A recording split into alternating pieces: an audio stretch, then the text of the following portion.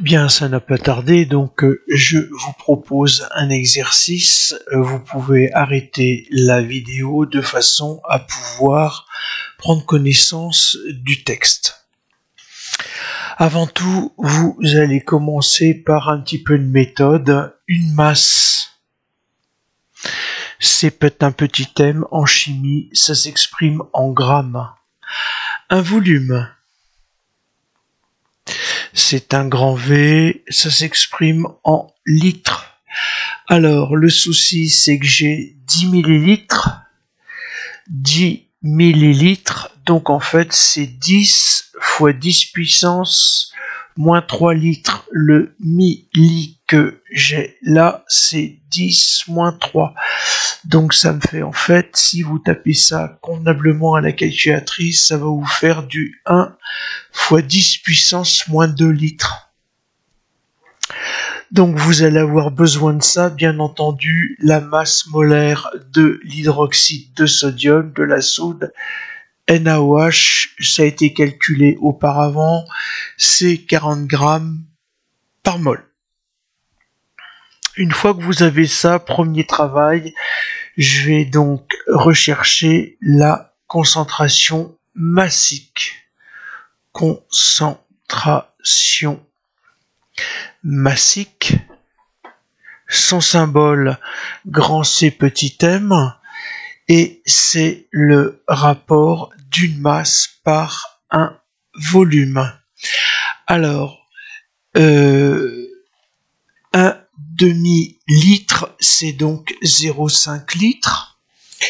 Et si je travaille directement, eh bien, je vais pouvoir dire que ma concentration massique de NaOH, c'est la masse qui a été pesée, c'est-à-dire 0,4 divisé par 0,5.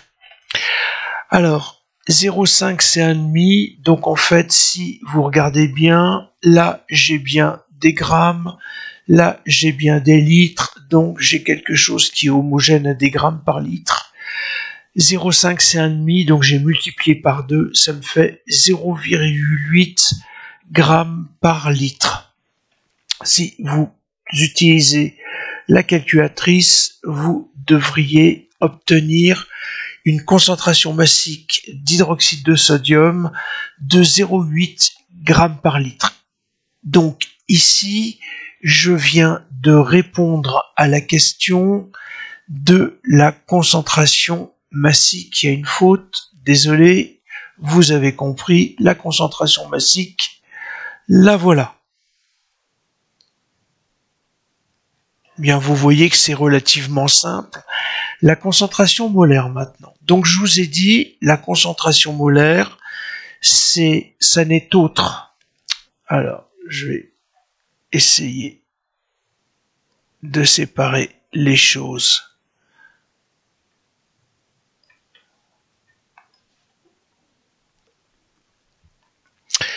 La concentration molaire d'hydroxyde de sodium, je vous ai dit, c'est la concentration massique d'hydroxyde de sodium que je vais diviser par la masse molaire d'hydroxyde de sodium. En effet, j'ai quelque chose qui est homogène à des grammes par litre que je divise par des grammes par mol. Donc comme je vous ai montré dans la vidéo précédente, la division de ces deux unités correspond à multiplier des grammes par litre par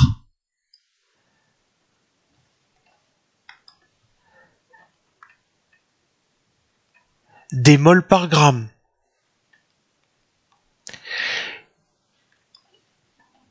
Les grammes se simplifient.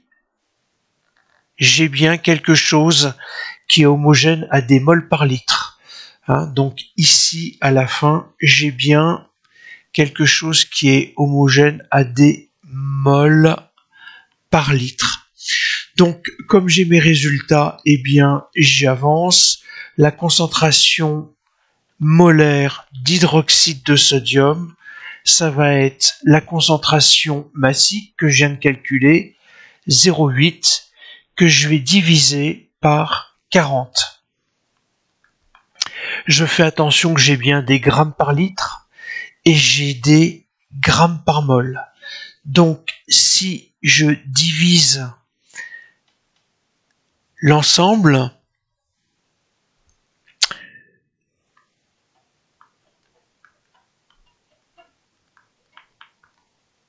alors en passant sous la forme d'une écriture scientifique, j'ai 8 fois 10 puissance moins 1 sur 4 fois 10 puissance 1.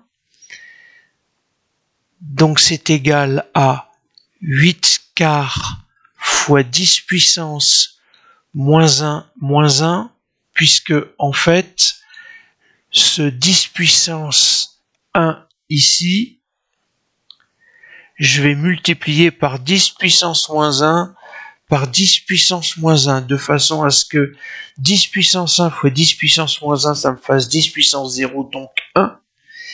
Et puis, à la fin, je vais donc avoir 8 quarts, c'est-à-dire 2, fois 10 puissance moins 2.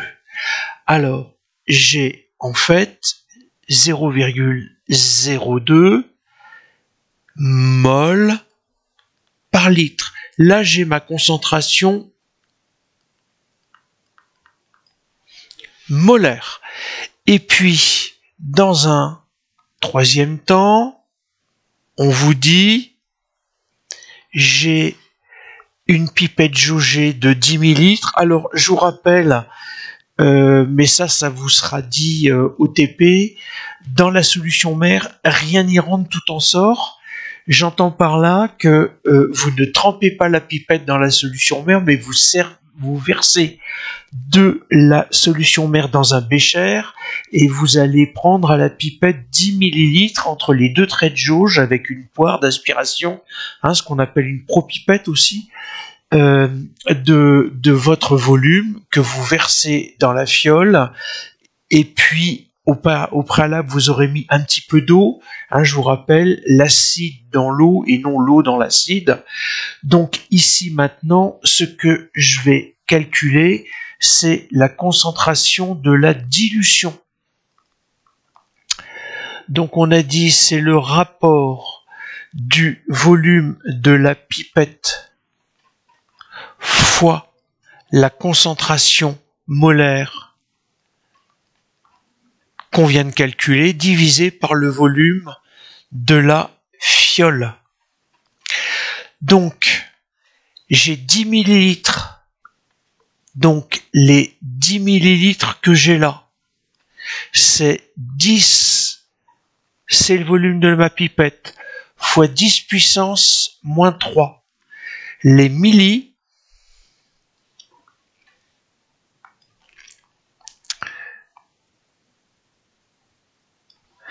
c'est les 10 puissance moins 3 que je multiplie, que je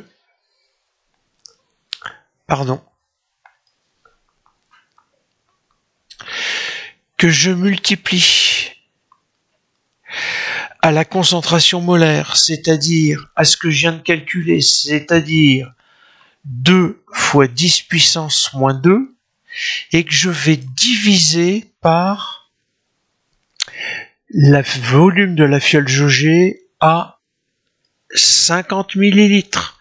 Donc, 50 fois 10 puissance moins 3.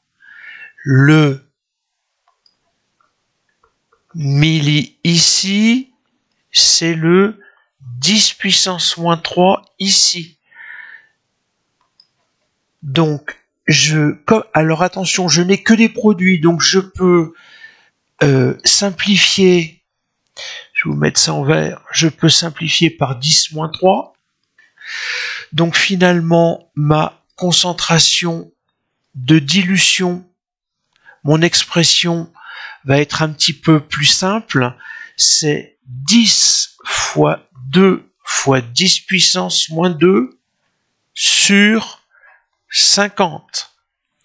Je peux donc simplifier par 0. Ça me fait 2 cinquièmes fois 10 puissance moins 2. 2 cinquièmes, ça me fait 0,4 fois 10 puissance moins 2. C'est donc 4 fois 10 puissance moins 1 fois 10 puissance moins 2. Le 0,4 qui est là, il est écrit là maintenant. Et je vais travailler avec les puissances de 10 pour dire que ça me fait 4 fois 10 puissance moins 3 mol par litre.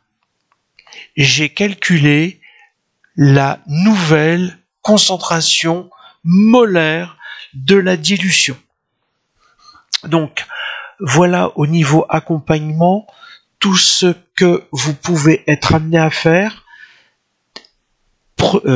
Travaillez avec méthode, connaissez vos formules, maîtrisez surtout les écritures sous la forme de puissance de 10, du milli c'est du 10 puissance moins 3, et après, si vous êtes perdu, c'est pas grave, hein. Je pense notamment aux élèves qui sont dyslexiques, dyscalculiques, dysorthographiques. Une fois que vous avez toute cette grosse fraction, eh bien, prenez votre calculatrice et recopiez scrupuleusement les choses. Attention, je vous rappelle que ce 10 ici,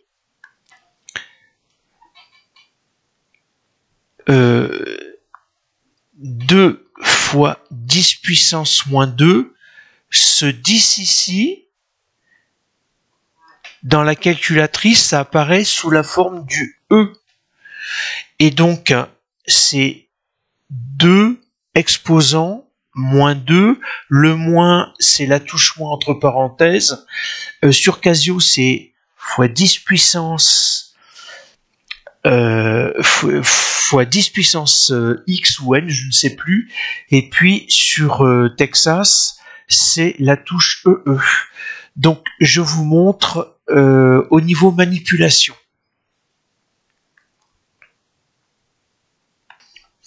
Alors, sur Casio, là, je prends le menu Run. Je vais tout nettoyer mon écran. Voilà.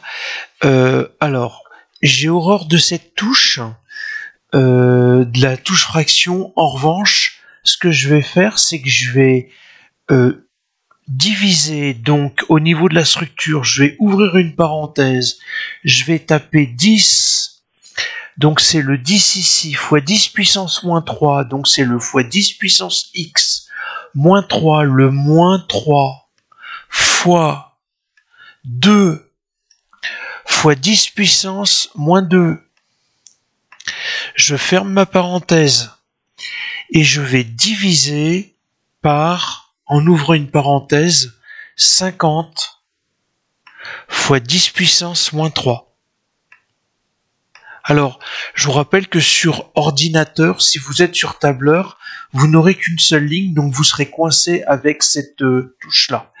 Et donc ici, ça me donne du 0,004.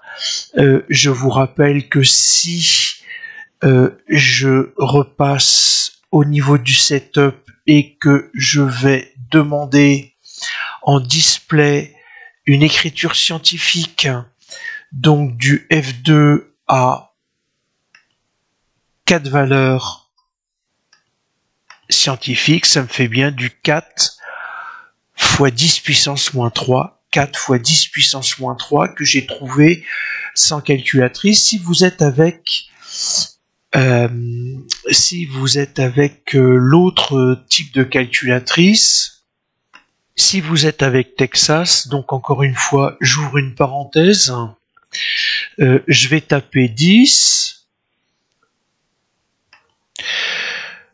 fois 10 puissance, alors il est caché, c'est seconde, la virgule ici, donc je fais apparaître le E, moins 3,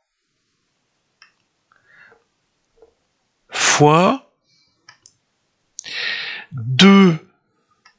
fois 10 puissance moins 2. Donc vous faites attention, si vous écrivez le mauvais signe moins, vous aurez une erreur de syntaxe que vous allez diviser par 50 fois 10 puissance moins 3. Et si vous travaillez là-dessus, vous avez 0,004. Si je demande une écriture scientifique, donc par le mode écriture scientifique, je valide, je quitte, je demande une écriture sous la forme d'une écriture scientifique. Vous voyez que j'ai bien 4 fois 10 puissance moins 3, valeur que j'avais trouvée en menant le calcul.